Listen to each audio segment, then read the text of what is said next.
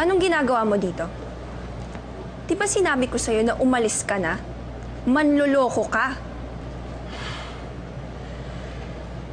Beatrice, kung para sa'yo niloko kita dahil hindi ko sinabi yung totoo. Fine, guilty ako. Pero sana naman intindihin mo ako. Mahirap para sa akin na sabihin yung pagkakamali ko. Hindi ko akong makasuhan dahil sa ginawa ko kay Tina. Ano ba pinagsasabi mo? Dahil naguguluhan na ako, Archie eh. Kasal ka sa isang isip bata. Ngayon naman may kaso-kaso. Ano ba talaga ginawa mo? Did you rape her? No! Hindi ko siya pinilit. Pero mali.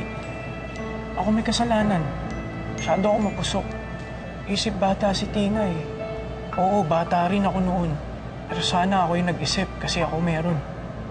Sana kinontrol ko yung sitwasyon. Nabuntis mo ba siya?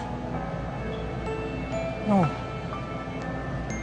But still, nalaman ng family niya yung nangyari sa amin. Para hindi ako makasuhan, para hindi ako makulong, nag-decide yung parents ko na ipakasal ako sa kanya. Bottom line is, you're still a married man. And this relationship is just a joke.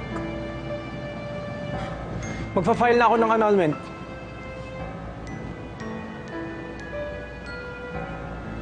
Oo, kababata ako si Tina eh. Kasal kami.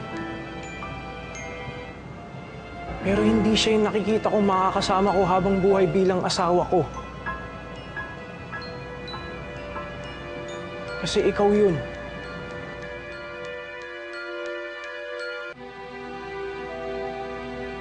Beatrice,